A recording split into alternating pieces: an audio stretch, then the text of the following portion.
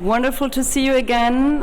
What can be done? So with a lot of suspense, we are waiting for the solution. After 2 days of going deeper and deeper into the matter of the degeneration of democracy, now Charles Taylor will somehow point us a way out of the trouble. We are very excited again to have you, and now let's think about with Lenin was tun. We will have a comment after Charles Taylor's lecture again, this time by Zhang Zhu and Zheng Li, whom I'm going to introduce you in a while.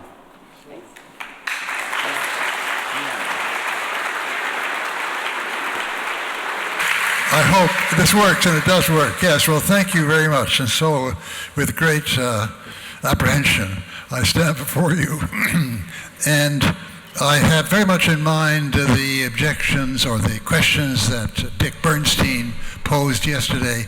Am I just dreaming in colors, or is there actually some possibility of realizing all this?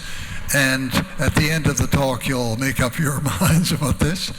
But I want to start off in a way which will maybe increase your apprehensions about possibility, and then we can go into how this can look less unrealistic over time. So let me dive into right away into where I want to begin. And I want to begin with the kind of political program we need. Is there a problem with this? With the no, okay. With the kind of political program we need. So go back to the first evening, to the first degeneration, the sort of decline of citizen efficacy and the discontent that this produces, as well as the discontents maybe I need to, yeah. Is that better? That's much better. Okay. As well as the discontents that came about as a result of the decline in citizen efficacy and so on. And remember, there were two really main publics that were affected by this. One is workers in these areas that have declined economically, workers in industrial rust belts, Appalachia, the Diagonale du Vide in France, northeastern England, and so on. And the second public was category was people in smaller centers, a large part of the life of which has been drained off to a smaller number of large centers. And so this is not, it's a bit low, I think, yeah. If it's like that, it's better, eh? Otherwise, yeah. Yeah, it's okay, it has to be adjusted. Okay, das geht, glaube ich, hoffentlich. So the program has to, in some way, ameliorate their condition, right? That's one side of it. But obviously, we're living in this massive planetary crisis of global warming. So the program also has to really seriously address this problem. Now, the fact that there are these two goals is not necessarily a weakening of the possibilities of the program, because the two goals have can be, as it were, fitted together, indeed have to be in a certain sense fitted together, in that the fight against global warming requires investment in new sources of energy. Everybody realizes this. New investments are also occasions where areas that have been left aside can be the site of these new investments and can be revivified by that, where areas where the jobs have been lost can have new jobs created.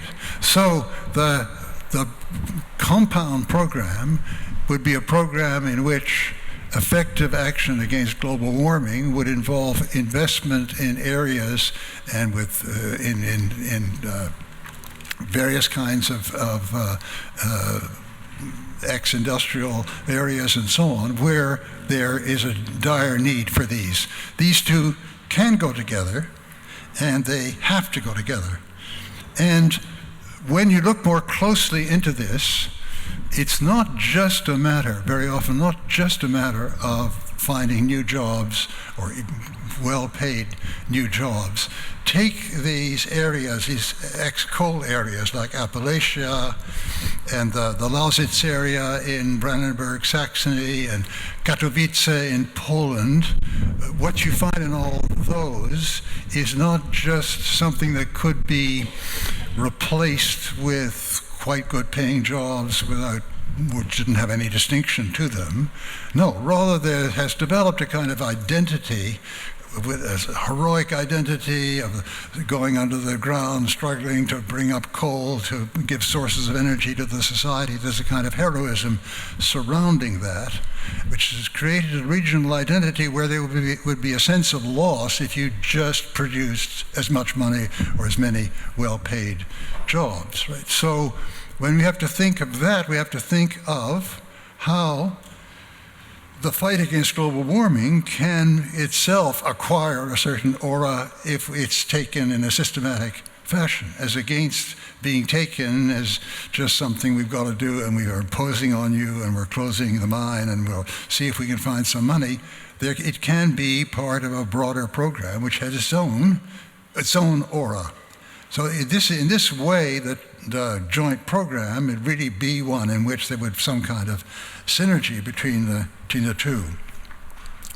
And as a matter of fact, we can also see that the fight against global warming involves more than just finding new sources of energy.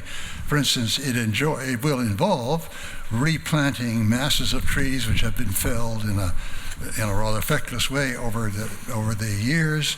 It will involve truly Augean cleaning up of our environment, which involves a great deal of activity, including volunteer activity, which can be helped by public funding, and so on and so on.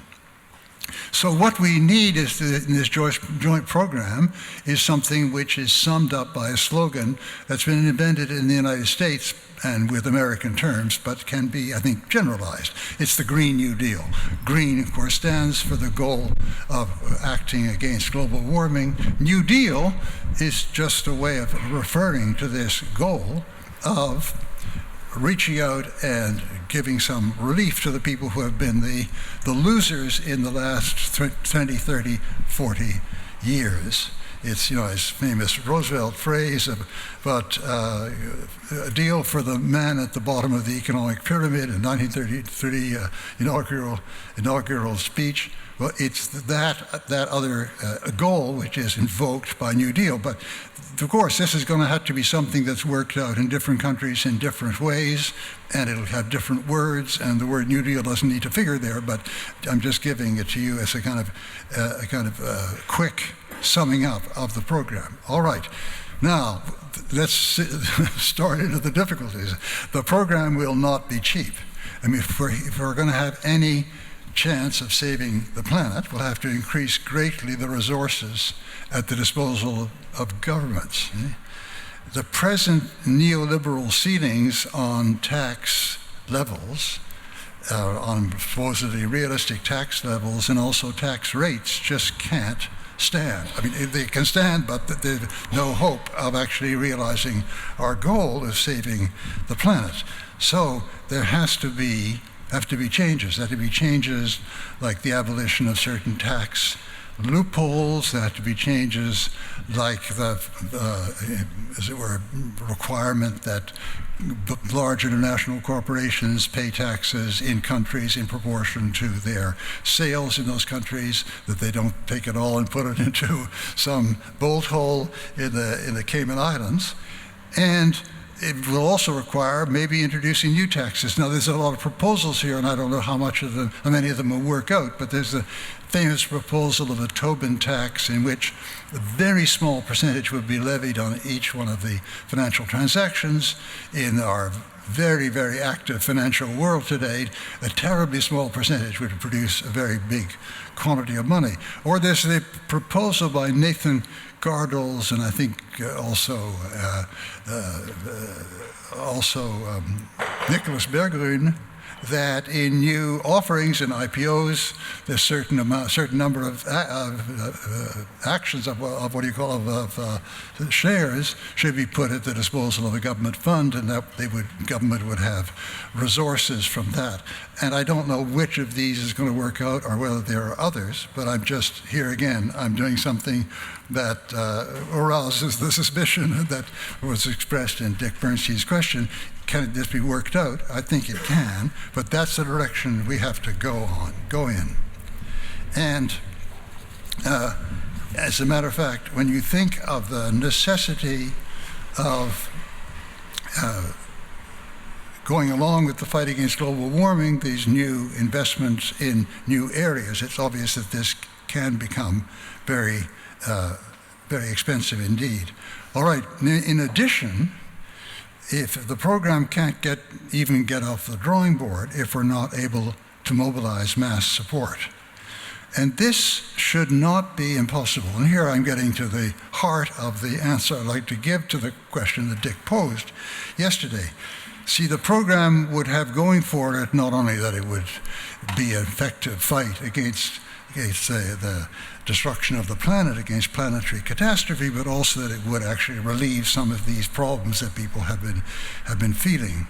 And as you know, my whole argument in the first night and the second yesterday was that the discontent that many people are feeling is what the new, as it were, xenophobic populists count on in order to appeal, offering a very phony solutions of making America great or something of that kind. And now the program would only be able to work if it brought together people with very different identities across society who are at present pitted against each other. But the idea is that this could be brought about if there is something which offers a realistic, better solution for everyone. And here I want to come to my key hope, key source of hope, which really goes back to the discussion of the first evening, the way in which people live, declining citizen efficacy, which I believe is with profound discomfort, disquiet, anxiety, and so on, which means that when a realistic hope is presented to go beyond this and actually do something, that it calls forth an immense new energy and a new synergy and a new ability to work with others. And you see this with the Obama program, Yes We Can, and I see this in the Spanish case, and I'll take that, that'll be my word. This is Podemos energy, the energy behind the creation of a party like that. And there is a moment when you can actually release that if you have what people see as a realistic program with a realistic chance of actually helping them, actually doing something for their condition. So, in a way, a lot of what I'm going to try to say now is how that energy can be released, how that sense of we have a realistic program which can actually do something important for all of us, how that can be brought about. Well, on one level, it's a matter of organization, of course. We have to recreate the organizations of what used to be called the center-left, which have decayed. I mean, the social democratic parties, which used to be the conduits of this, have ceased to be the channel through which these kind of changes can be, which people desire, can be brought about. But where we have to start with various movements where people come and demand something. And we saw a lot of that actually in the situation post-Trump in the United States, of people coming together in all sorts of ways to make demands. But for instance, even before that, we had the Occupy movement in the United States. But we need more than that, because something like the Occupy movement in the United States, I think I talked about this yesterday, if it's just left to run its course, makes no real contact with the political system, it does run into the ground, and eventually people will go home and nothing happens. Right? The problem, one of the sticking points here, is that both political parties and these movements very often remain in a kind of moralistic bubble. Right? The movements themselves think, oh, these Pauls, they're all corrupt, or they're not interested, they just want to have a career. And the politicians think, these young kids, they're so naive, it's just impossible. And the result is the kind of connection that has to be made is not made. So there has to be a real sense that we need each other here. The connections that used to exist within social democratic parties, which had youth branches and women's branches and sports branches and chess playing branches and all that kind of thing, has disappeared. That's not possible in today's world. So there has to be created a looser connection between movement and party, but a connection which nevertheless is based on a lot of mutual esteem, mutual contact, mutual discussion. So that's from the organizational point of view. But in places where xenophobic populism is caught on, this is going to meet a huge obstacle, because the as it were, the forces that one has to bring together to bring such a program to victory will be, at the moment, voting some of them for good things and some of them for very xenophobic things, how to bring people together again. And this raises an issue of rhetoric, which I want to deal with just quickly here on the negative side, and I want to look at the positive side later on. The rhetoric, if the rhetoric is going to be, as it was in the last US presidential election, talking about deplorables and rednecks and so on, that will just feed into and help the other side, as it were, the xenophobic populist side, which generally goes along with the denial of global warming, with the sense that this is not important, that this is not dangerous, and so on. And this is something which is one of the big obstacles to creating the kind of synergy that I'm talking about. Okay, so let's look at the gap that still remains between a good program on one hand and the public support for it on the other, right? I'm saying the condition of this kind of Podemos energy, and I think it really exists. I think we've seen it in Spain, in Iñárritu, we've seen it with Obama and other situations. We've seen it with Occupy. I mean, all these movements. This energy can only be unleashed if people see a realistic chance in the program, not just to realize the goal of saving the planet, but also to change their condition. Now, you can see the difficulties involved if you look at the present opacity of the system. I talked about this in the first evening, what I call the dumbing down, the fact that certain electors seem to be believing, unbelievable things like Trump's going to make America great again and so on. And I put forward the opinion that that's not necessarily what's behind the vote, that it can be that they're just very angry, they don't see any way out, but they're going to really deliver a strong protest. And I think with the hardcore of the Gilets jaunes in France, you have phenomena like that. I mean, Macron says, let's talk, let's have a discussion. No, we don't want to have any discussion. I mean, it's just no point in even talking about whether we can come to a common mind if we're going to really protest. That kind of despair, destructive, angry despair, is what we have to overcome. Now, what could overcome that? What could overcome the opacity in the system whereby what people feel at the ground level, what's wrong with what must be changed, and what people, policymakers up here are planning, just don't have any contact with each other? Well, there are various important ways of getting at this, but one of them is more community organizing at the local level or consultation at the local level. And here's where I have to make my plug. The book that we referred to yesterday that Patricia Nance and Madeline Taylor and I are trying to bring out is a study in this kind of local organization and local consultation. take, for example, an area which is losing its major industry. Right? So people feel helpless as a lot of jobs are going to disappear. Well, in some cases, I'm building on specific cases that Madeleine Taylor has been involved in organizing in the States. You bring people together, leaders at first, and they consult other people, and they begin to work out what kind of alternatives there are, what kind of skills there exist, what kind of retraining would actually make the area one that could bring alternative forms of employment to it. And this does a number of things. First of all, it clarifies from the ground up, from the needs up, what kind of program would actually work, would actually help. Secondly, it creates a kind of solidarity. You find that people that are in opposite camps, because in the American case they're Republican and Democrat or whatever, find that they have something in common. And you get, therefore, a feeling of empowerment. And it's a feeling of empowerment because they are empowered.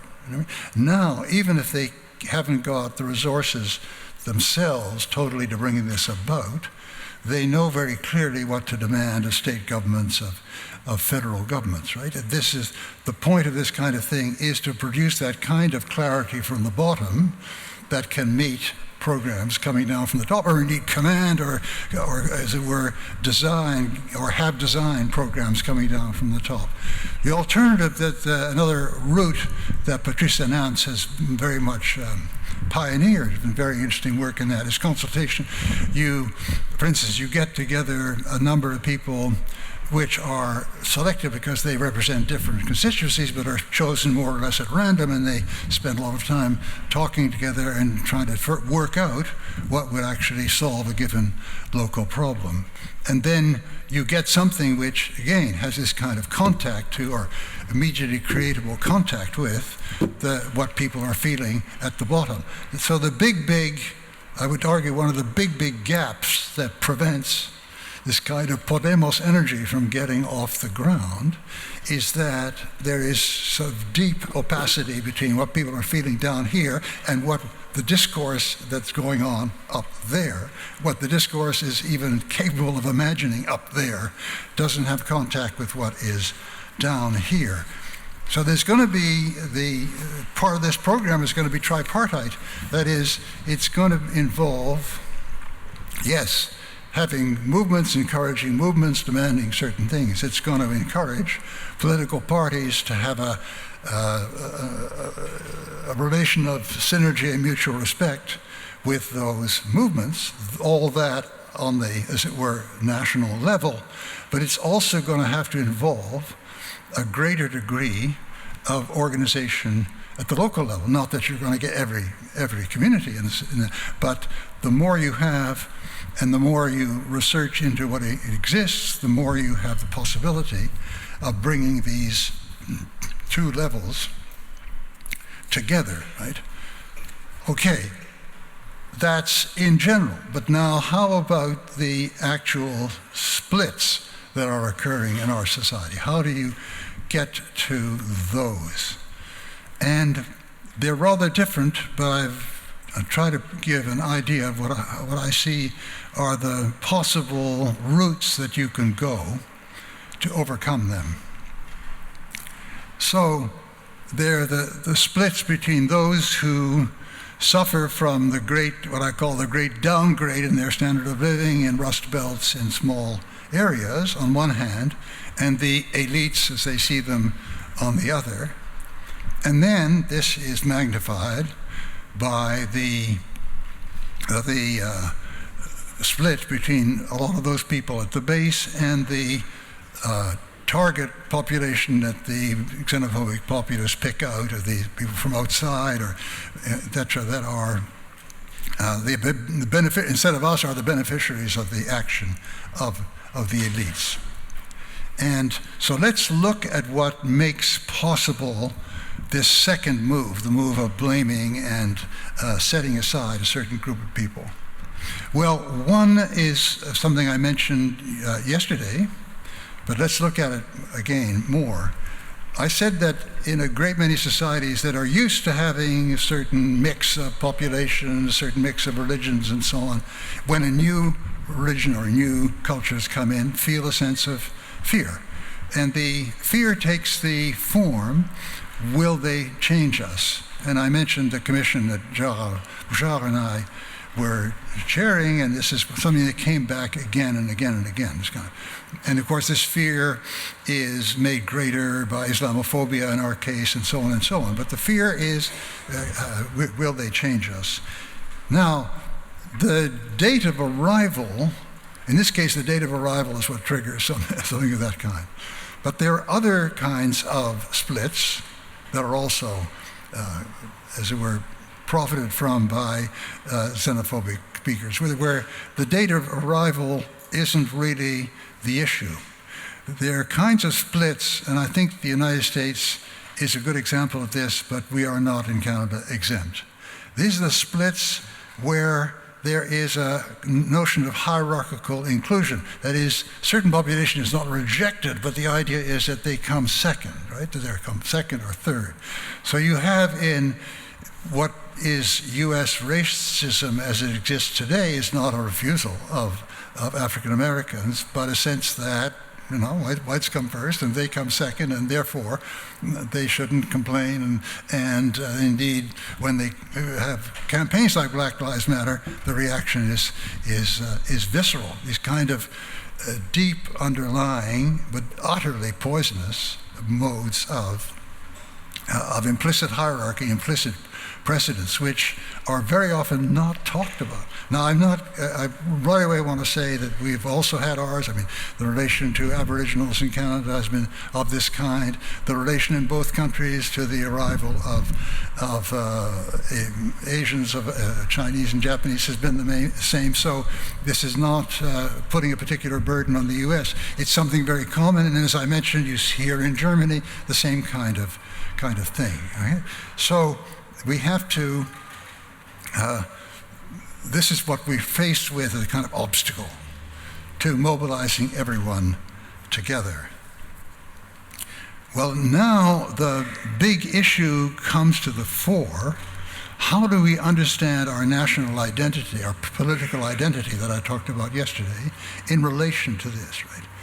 Do we think that somehow this hierarchy, or in extreme case, this refusal to incorporate belongs to, is part of our political identity? And here's where we get a really striking phenomenon. Political identities are always elaborated in narrative form, in a history form, right? So we, American case, revolution, and the falls of the Republic, and et cetera, and the Civil War, and all these things, and Canadian case, falls of Confederation, the French case, the French Revolution. There's a story, right? And the issue is, how do we understand that story? Now, there are stories that are anchored primarily in the future. Example is Obama's very clever use of the phrase from the U.S. Constitution in order to make a more perfect union, to say, we have made some headway in realizing the kind of society we want, but there's more to be done, and so we're moving ahead. It's anchored in a possible future. Here we have the typical recognition of what I called earlier the Telic concept at work. We may never get there totally, but we can approach it. There's a sense of marching towards it, which I think is the real payoff in citizen reaction to a Telic concept like that. Are we moving towards? And then the reply to Obama was a Tea Party, where we're anchoring now somewhere way back there in the past. And you find this again and again. I mean, you find the in the case of Brexit, you see, you have this new departure of Britain in the European Union, but then you have the wonderful, you listen to Boris Johnson, if you can do that for any length of time without some kind of allergic reaction. But the idea is that back in 1940, and Britain's still alone, that was our great moment. So there's an anchoring in the past, and we can go on and on. In the case of the kind of exclusionary action in relation to Muslims in France, but also, alas, copied sometimes in Quebec. The concept of laïcité is anchored in the revolution and in the legislation of 1904, 1905 as a kind of real defining point. It becomes identitaire, becomes part of our identity, and so therefore we have to push back against these people from outside, and so as against thinking of it as something that evolves, as indeed it actually did. I mean, between the 1904 and 1905, there was a quite big shift between a purely anti-religious stance of Combes on one hand and Jaurès and others later on who accentuated freedom of conscience. So the evolution was already there, but it's been refused. We're using that anchoring point. So the big issue is, can we convince people of a forward-pointing version of our national story? Right? This is the big battle going on. Now, you have on our side of it, in our hemisphere on the West, we've had a lot of experience of successfully overcoming these refusals. In the United States, for instance, when the Irish first came in the 1840s, these papists were dangerous. They didn't have any idea of our political, ethic and so on, and so they must be held at a distance. And the Know Nothing Party even wanted to delay giving them citizenship. That looks ridiculous today. That's totally something of the past, and the same with a number of other cases of this kind. So there's a lot of experience that we can get over that, right? So the story, the forward-looking story in relation to new arrivals today is, we'll do it again. We'll do again what we did before. And we see that when people contact each other, when they become familiar with each other, these worries disappear, these fears disappear. And that can be a very powerful story in our context. In the context, however, of European society, which is just really receiving very different immigrants, I mean, the last few decades, for the first time, it's much more difficult. And it's much more difficult just to talk people out of that with another story, unless they look at the actual experience that we've had. It's very interesting for Canadians to talk to Europeans about multiculturalism because they're astonished by the totally different meaning that this concept seems to have in Europe. It seems to mean in Europe, you guys go off to your ghetto and stop bothering us and say, whereas in Canada, it's understood to be a mechanism of integration. I mean, the idea is that integration doesn't require assimilation. People are integrated, get jobs, make up, create associations, worry about whether their kids are getting a good deal in school, so going and complaining to the teacher, all this kind of thing. What that does is brings about a degree of contact between newcomers and old previously existing people that thaws these kind of fears. But obviously, when immigrants first arrive in a country, they clump together. I come from somewhere very far away, I want a job. What am I going to do? Now my brother-in-law had a friend living, and so you end up living very close to people with the same background. And of course, this is what you have in a great country like India, and people go to Mumbai, some from Gujarat, some from, Madhya Pradesh, and so on, the same kind of clumping. The next generation, and the next generation, and the next generation, it's much, much less in evidence, right? So part of the job is trying to convince people of a story, and let's say the Canadian multicultural story or the Quebec intercultural story are variants on the same theme.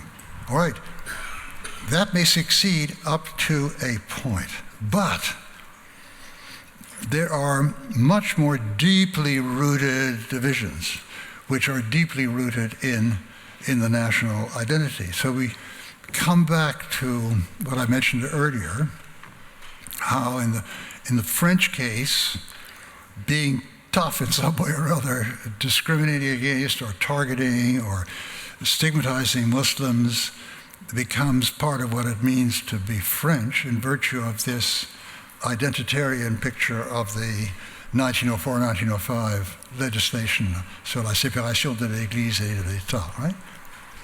And what is that doing there? I would argue the following for both France and Quebec.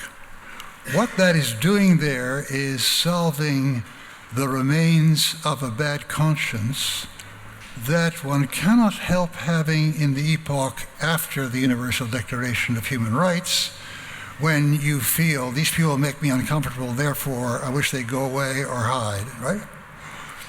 No one could actually say that.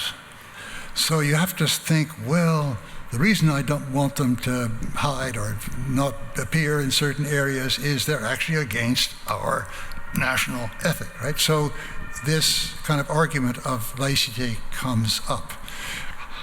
How much can you win people away from that kind of rationalization is the big issue. And let's now look at even harder cases, like the present, you might say almost civil war over national identity in a country like the United States. And you see that something like the same hardening of certain issues by tying them to the national identity is going on all the time. An interesting contrast between our country and the United States on the issue of gay rights, I think, shows this up. Gay marriage was made by decision of the Supreme Court and ratified by the Parliament and so on. And of course, lots of Canadians are against that. Lots of Canadians are worried by that. Lots of Canadians are perturbed by that. But no one thought of it as a matter of the Canadian identity. Indeed, that's such a disputed concept that it might not have any impact even if you did, right? So, but in the American case, it's connected to a notion of identity. And here you get something very strange for us from above the border, the way in which the American so-called conservatives are a kind of tremendous mixture of different, quite unrelated matters. I mean, religion in public sphere and guns in the public area, and Ayn Rand plus the gospel, and it goes there. The intellectual coherence is very dubious, but I think you can understand why this happens. Here are a number of constituencies of groups of identities in the United States that fear that the demographic changes now happening will put them all in a weaker and weaker position, and they somehow want to cement their position before this happens. And that is what drives them together, right? So how do you do something analogous of unhooking some of these issues from this big national identity, right? In the way that it was already unhooked in Canada, so although it hurt a lot of people and there was anger and so on, it didn't go on being a big issue forever. And here I think that there are means and mechanisms, again, with smaller groups. We've seen this again and again. Take issue like abortion. You bring together a bunch of people from both sides for even a weekend, and they talk to each other, and they realize we're not a million miles apart. None of us want to have an infinite number of abortions. None of us, And so you get people begin to look at these things in their own light, and they can be disconnected from the huge fight between the two great identities. And that could be a gain. Or to come back now to the issue of how some forces putting forward the kind of program I'm talking about could appeal to people who are inside this kind of identity bubble. You can appeal to people because every individual human being has a very complex identity. I mean, take again, somebody in the Rust Belt in Appalachia, ex-worker who's voting for Trump, right? Well, of course, he is the sentiments being whipped up, or against being politically correct, against being soft on gays, against equality of women even, right? But all that is part of that person's identity. This is a very good point made by Michael Sandel. Inside that person's identity is the idea that a man should be able to feed his children, have a job and feed his children, right? And you can recognize that. You can recognize the pain that arises from its being frustrated. You know, I feel your pain, but maybe the Bill Clinton mode of doing this, I'm not necessarily suggesting that language. Oh yeah. You can talk to that point and, you know, potentially win someone over who nevertheless is usually in the grip of the identity and voting on the other side for that reason, right? It's this kind of cutting into people's humanity on certain levels that bypass this. We noticed in Quebec, unfortunately we just lost a battle, but we had an earlier battle about a charter of so-called Quebec values, which is again phony laïcité, that put forward by the Parti Québécois. And it was very interesting, the polls at that time. If you ask people, are you in favor of this, 50 plus were in favor of that charter, to our dismay.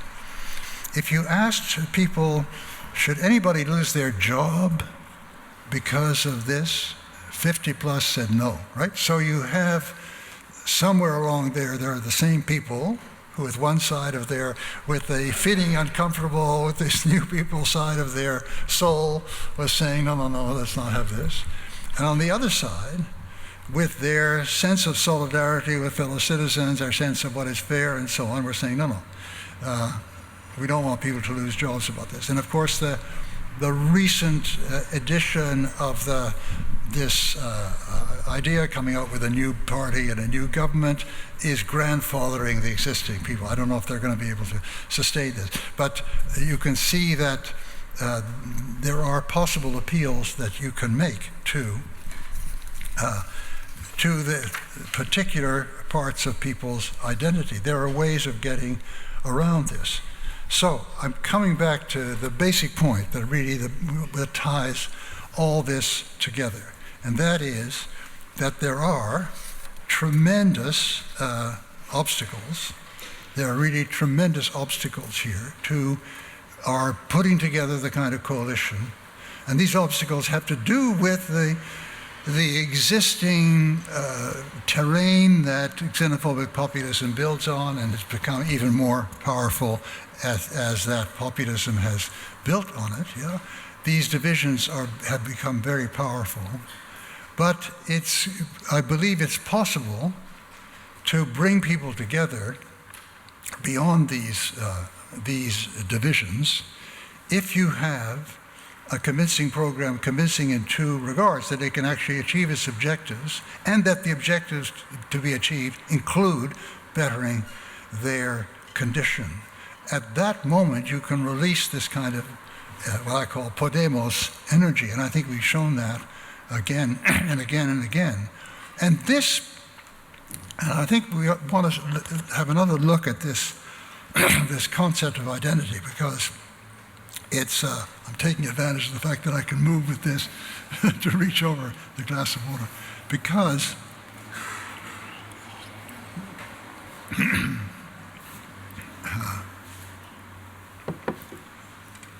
what I said earlier, if you can make it clear to people that this can work and that they can be beneficiaries, it can unleash that. So one of the really big blockages that we have to work on is these kind of local organizations which can bring people's needs together with various attempts at planning and create constituencies for exactly this kind of program, which kind of program will also be influenced by what is discovered in those constituencies. So I would argue today that if you look at it in terms of what the blockages are is we haven't had enough of the local kinds of studies which could have to be very ambitious, which could have prevented the Gilets jaunes movement from going in the direction that it went. That is the direction of total despair, nothing can be done, the only thing we can do is just smash the system.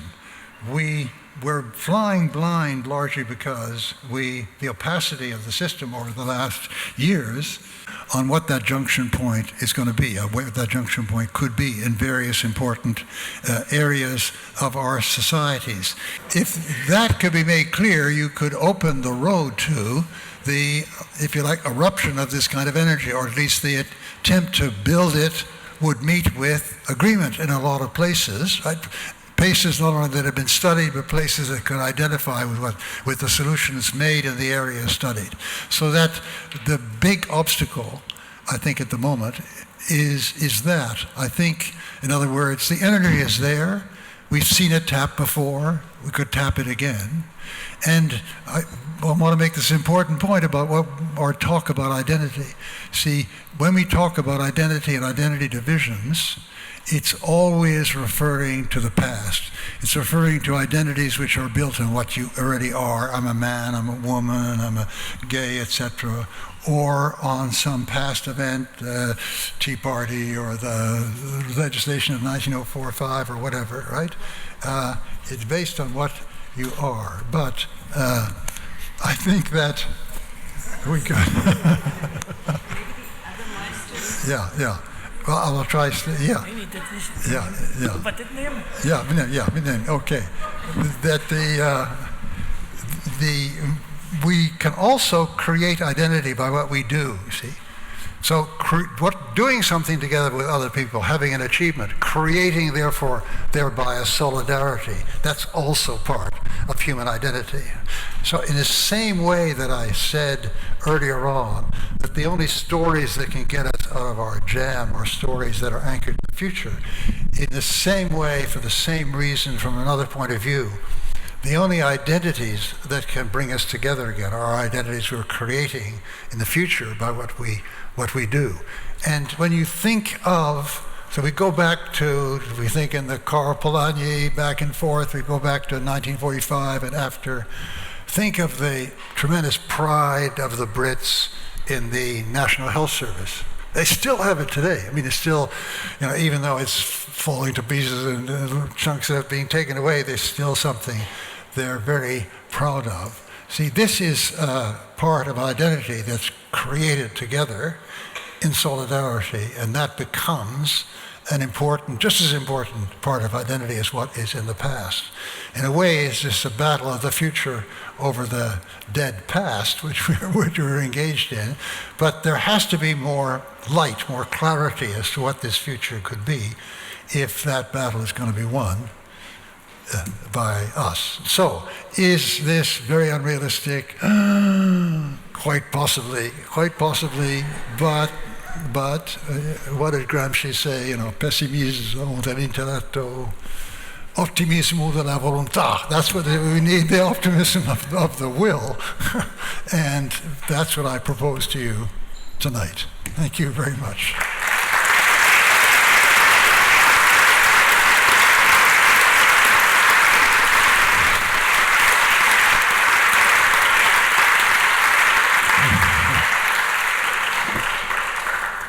So great. Yes, I'm going to. So thank you so much, Charles. I think this was an impressive example of what a political animal Charles Taylor is, not only a self-interpreting, but a really political animal who builds his position and whose position is rooted in political experience and, a deep insight into what's going on in society. So thank you again for. It's not that now we go out on the streets and know what we should do immediately, but I think we got really deep and important insights. So Zhang Li is a professor of philosophy at the Fudan University in China, and who is going to give us the last comment in this series of lectures and comments. She's also the vice director of.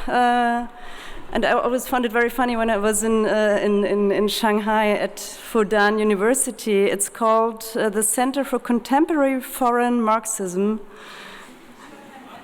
and political thinking abroad, I think. Yeah. So contemporary foreign Marxism and political thinking abroad. Her research interests are exactly that, Marxist philosophy, Western philosophy. She specializes in Lukács, and Ernst Bloch has written a wonderful monograph on Ernst Bloch, Darkness and Hope. She has also published a book called The Phenomenology of Modernity, and right now she is working on a project, and actually we are happy to have her at the Center for Humanities and Social Change as a fellow this year. She is working on a new project called Rethinking Marx's Theory of Civil Society, and you will find out how important this background is in order to think about what Charles Taylor has been dealing with the last couple of days. Welcome, Shengli. I'm so happy that you're here, and we are excited.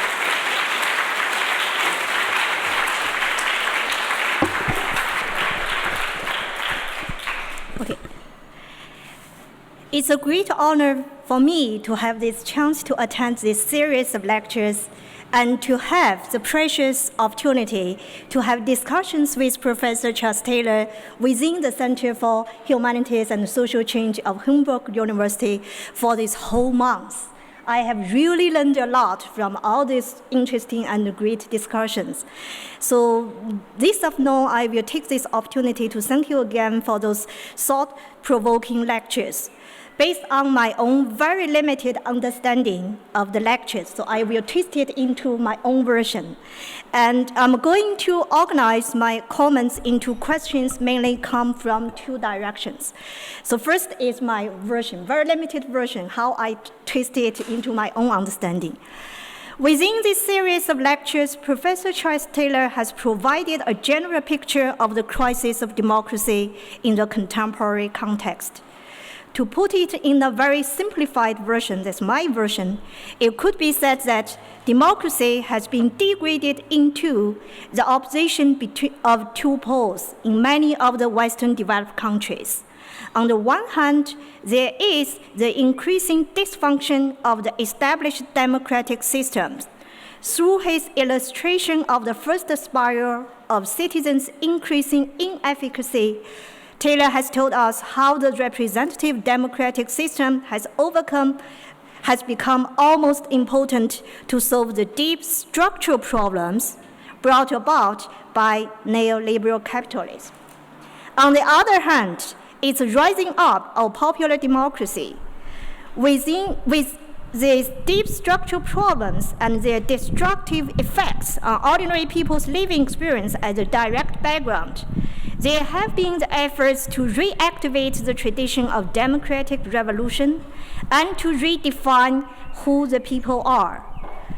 Through the concrete analysis in the second lecture of the three different directions for populism to be developed into the exclusionary version, Taylor has then told us that the real danger with this kind of wrong development, that's wrong development of democracy outside of the established system, lies in that it will not only block the path to the real solution of those structural problems, which really are brought about by this neoliberal version of capitalism, but also probably will eat up the important achievements already made by the social movements toward more inclusion.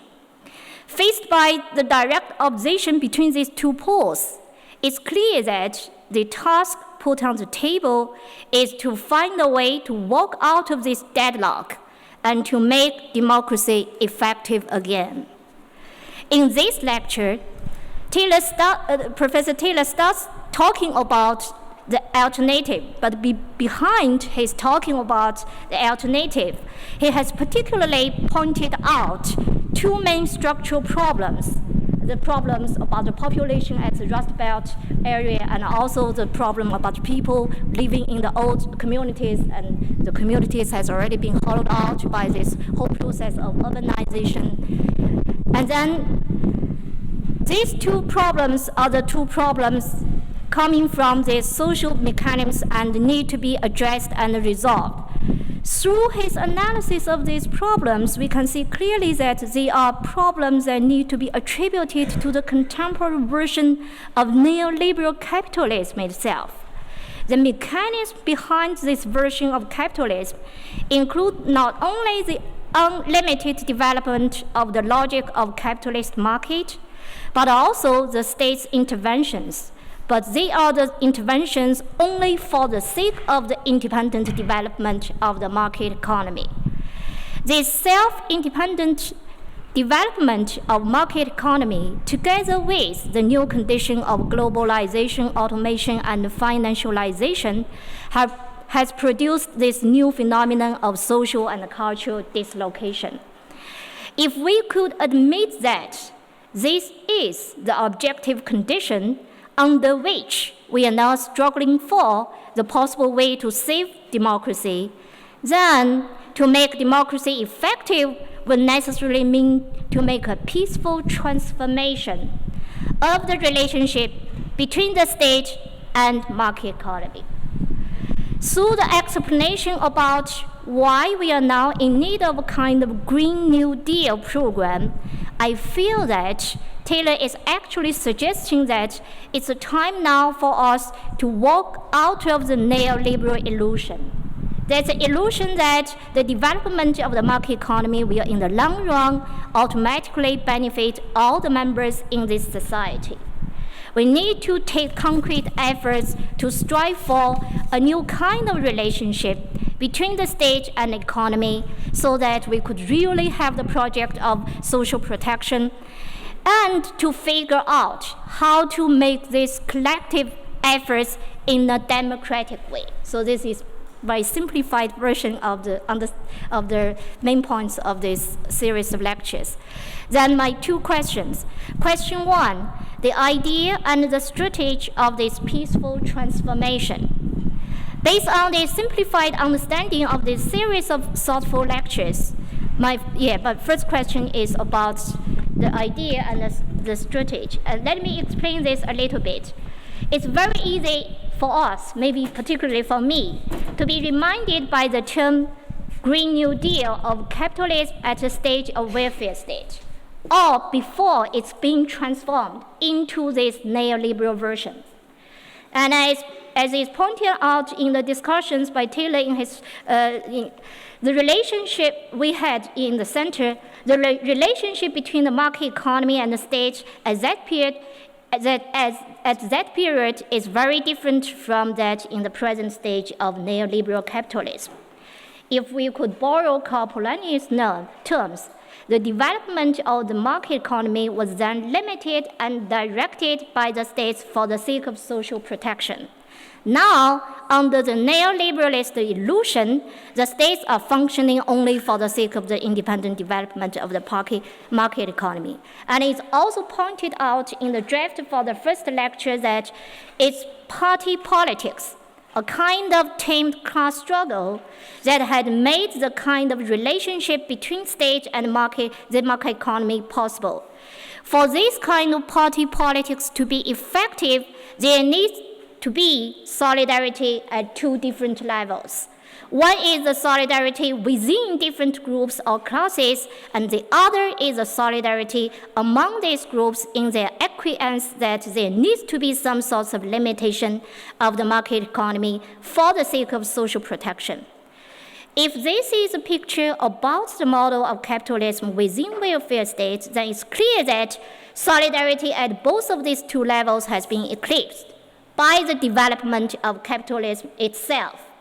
And Taylor's first lecture has actually provided us with a lot of resources to think through how that solidarity at both of these two levels has been eclipsed. Then if this could be understandable, the term Green New Deal makes us to ask how we could start a new round of experimentation with the relationship between the state and economy to protect and sustain our communal way of living. If it really means to walk out of the neoliberalist illusion and the rearrangement of the structural relationship between economy and the state, then do we need not only the programs, but also a kind of new idea?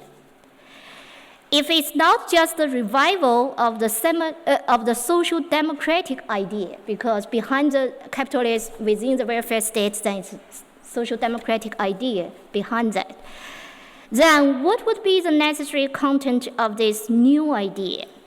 To me, the question that Polanyi has put forward in the last chapter of The Great Transformation is still the question we are now facing. How could we walk out the illusion of market liberalism and figure out the feasible way to have the market as only one of the key institutions of the economy, and to make the economic decisions under the control of the democratic society? That's the question, and the question is still to be answered. If the old social democratic idea could not provide us with enough resources to answer these structural problems brought about by this neoliberal version of capitalism, then what would be the new determinations within that idea behind this new round of self-conscious efforts to answer this question? Then connected with this is the question about strategy. I think at this lecture, because this is the first time for me to be here to listening to this lecture, all the content are really new, even though we have been discussed for a whole month. Professor Charles Taylor has particularly talked about two kinds of difficulties, and both of these two difficulties are connected with this strategy problem. One is there's a kind of opacity which is behind that increase in efficacy. So how to motivate people really to make the energy to become functional and could be channeled back to the established system again. That's the first problem. The second problem is a problem about this kind of radical splits among the people within one political community, and how to really build the solidarity among all of them, even have the courage to deal that kind of most dangerous split, that's a split brought about by the xenophobic populism. So that's the problem that has been dealt with in this third lecture. So both of these two big problems. And I think that both of these two big problems are connected with this question about strategy. I'm thinking about two dimensions of it. One is how to integrate or build the bridge between the democratic efforts for social change, which has already been split in two directions, and that's also been mentioned. That's social movements and radical democracy.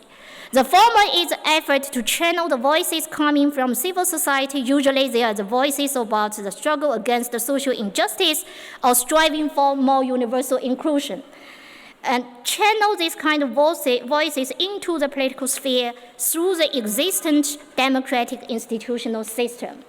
And the latter starts from the disillusion of the established democratic institutions and try to make democracy effective again only through efforts outside of the system.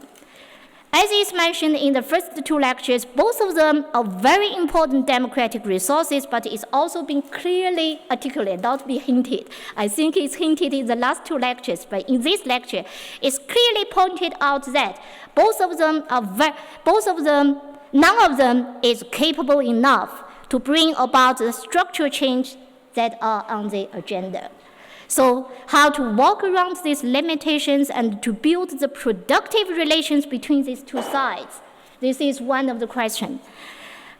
The other is how to build the alliance among the different classes or the social groups that are dramatically divided by this neoliberal capitalist system. I'm thinking mainly from the Marxist perspective, thinking about who are the people behind the two main problems that Taylor has been talking about in this third lecture. They are those who have been externalized from the system or dislocated from their own local communities. The angry workers coming from the Rust Belt are those who have been in the center position of the production, who had been in the center position, who keeps the machine go, of the production system, and now are externalized from that system.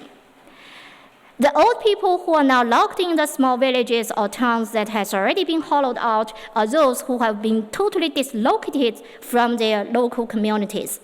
then how to build the new alliance between these kind of groups and the new middle class people that have been fostered just by this neoliberal capitalism would be another important problem about the strategy. Then question 2. The question 2 is even to stretch it a little bit further because I do not come from Western developed countries. So I want to know what's the international precondition for this kind of change. If we are talking about the peaceful transformation in this era of neoliberal global capitalism, then the international condition to make it possible would be a very important dimension that have to be considered. To answer this question, I think that, I do not have answer, but I think that Karl Polanyi's analysis of the international condition in the 1920s and 30s could be still helpful to us. There are two aspects of the international condition at that time that have been particularly pointed out, highlighted by him. One is that when the world economy is still developed under the framework of market economy or under the faith in market society, at that time it means the insistence on the gold standard system. It's almost impossible for the countries to make the transformation with the relationship between economy and the state in their own societies for the sake of social protection. Only those countries, Great Britain and the United States, which have the privileged positions within that system, could be exceptions. Second, the other is that the widespread fear of the really existent socialism in the Soviet Union among the people in the European societies has made the situation even easier for the move to fascism. According to Polanyi's analysis, it was because of the failure of the world economy that the really existent socialism in the Soviet Union had been pushed to the version of the total abolition of market economy. And then this version of socialism, because total abolition of market economy, has ignited the universal fear of socialism among the people who still had the illusionary faith in market society. Both of these 2 points remind us that the structural transformation we are now striving for to save the democratic societies would definitely need some kind of new international condition. Almost corresponding to the 2 points that Polanyi has been reminding us, my question about this precondition are respectively the following 2. 1. What would be the necessary variations with the presently existent neoliberal framework for international relations so that it could make the efforts for this peaceful transformation possible in different societies? Question 2, in what sense, this is really, I'm really very willing to know, in what sense are the present discourses about the system rivalries also be harmful to the efforts here to save democracy? Thank you.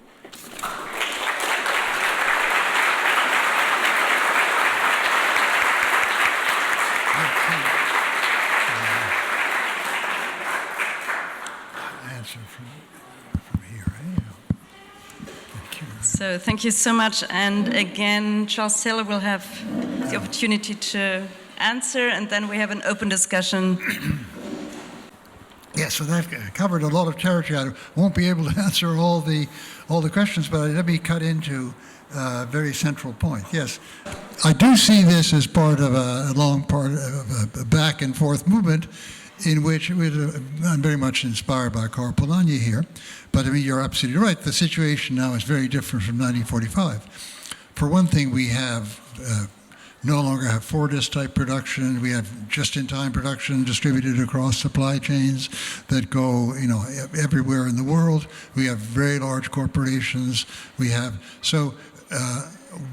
there are two effects here that are very important. One is that the more capitalism is, a private enterprise is in the context of small and tight communities like a 19th century village, the more responsibly people act, because if I'm bank manager, I can't sell you junk bonds and still be with you at the club later on in the week. But when you get this international operating capitalism without any kind of constraint, the degree of abuse that can happen is just immense, right? It's much, much greater. And that's one of our very big problems now. So obviously, the 1945 plus solution was national state welfare planning systems. And what we have to do now is something on an international level, not that every country has to be involved in leading it, but the leading economies have to work together on this. For instance, in ensuring that a great deal of the profits are not stored away in fiscal paradises in various places, you have to have collaboration, because if only one country makes legislation to that effect.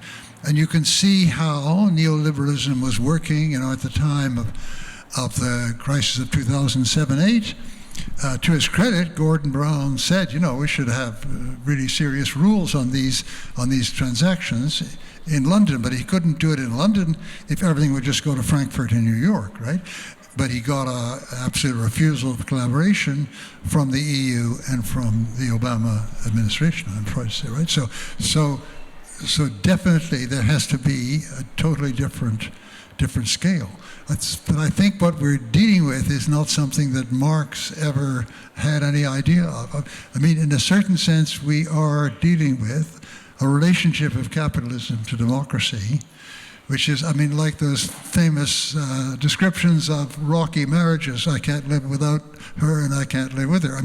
They can't live together very easily, because capitalism is always, there's a short term for the kind of economy we have, is always breaking new boundaries, creating new scales and so on, and as a result, disentangling, as it were, breaking up different modes of control and communities of interest.